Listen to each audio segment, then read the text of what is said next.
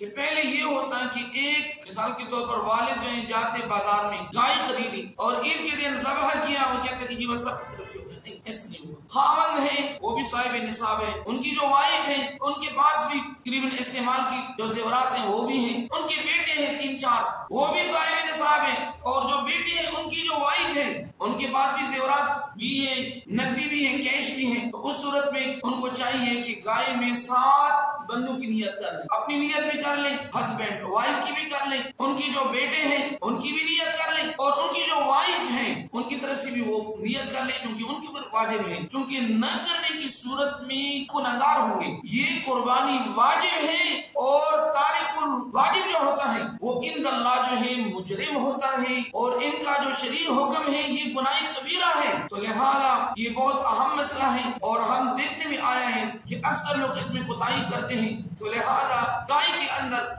کم از کم ایک بندہ اور زیادہ سے زیادہ 7 افراد شریک ہو سکتے ہیں، تو لہذا اس میں آپ کوشش کریں کہ 7 افراد شریک ہوں، اور ہر بندہ اپنی طرف سے نیت کر لیں اور ان کے نام بھی درج کریں۔ اللہ تبارک و تعالی ہم سب کو قرآن اور احادیث کی فہم عطا فرمائے۔